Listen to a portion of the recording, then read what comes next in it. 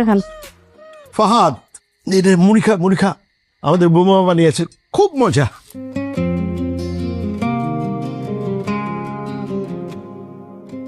Congratulations. কিসের জন্য congratulation? Meherin নতুন চাকরি পেয়েছে শুনলাম। আরে দূর, এগুলি ফালতু চাকরি বাতিল করে দিছি। 5,000 টাকার চাকরি। আরে কিসের 5,000, 30,000 টাকা বেতন। এই জন্যই তো কই ফাতিমা, তোর মাথা ভর্তি গোবর। ধানমন্ডি তো অফিস ওনার, আসা যাওয়ায় খাওয়ায় 25,000 টাকা নাই, টিকবো কত? 5,000। ওই 5,000 টাকার চাকরির আমার কোনো দরকার নাই। আরে ঘরে একটা দাসী বান্দি রাখলে 5,000 টাকা খরচ হয়। আম্মা কি যে বলেন আপনি, এইভাবে চিন্তা করতে কেউ জব করে না। আর তাছাড়া আপনার তো খুশি হওয়ার কথা। আপনার ছোট ছেলে সামিন যেটা করে দেখাতে পারেনি, মেহেরিন সেটা করে দেখিয়েছে। অ্যাটলিস্ট ও তো চেষ্টা করছে। আর আম্মা, মেহেরিন খুবই ব্রিলিয়েন্ট একজন মেয়ে, ওর একাডেমিক রেকর্ডস খুবই ভালো। ও তো চাইলে যে কোনো ভালো কোম্পানিতে চাকরি পেতে পারে। ওর স্টার্টিং যদি এখনই 30,000 টাকা হয়, ওর যে পরিমাণ ক্যালিভারাস, ওর 1 বছর বা 1.5 বছরের মধ্যে বেতন 1 লাখ হয়ে যেতে পারে। মা, ওর জবটা করা উচিত। বাহ ফাহাদ, তুই তো আমাদের বৌমার সম্পর্কে খুব ভালো জানিস। Good, very good. আব্বা, আমি জানবো না, কে জানবে? কেন তুই জানবি কেন?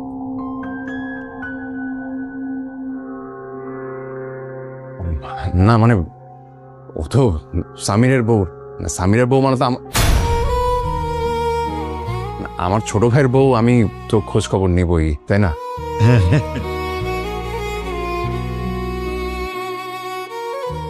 আমাদের বংশের মেয়েরা কেউ চাকরি করে না। আম্মা, এই কথাটা আপনার কাছ থেকে আমি আশা করি নাই। যদি যোগ্যতা থাকে তাহলে চাকরি করবে না কেন? আর তাছাড়া মেহের আসলে খুব স্মার্ট এবং ব্রিলিয়েন্ট একজন মেয়ে। সামির না পারলেও ও ঠিকই ওর পরিবারের হাল ধরবে, এটা আমি জানি। আর মেহেরিন অবশ্যই জব করা উচিত আমার মনে হয় আর কি। ফাহাদ, ও আম্মা, আমি আসছি। ঠিক আছে, ঠিক আছে।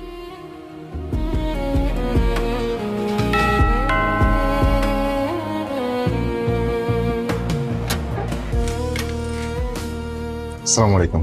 ওয়ালাইকুম আসসালাম। খাও না। আরে বাপ রে, আমার নবাব আসছে দেখি।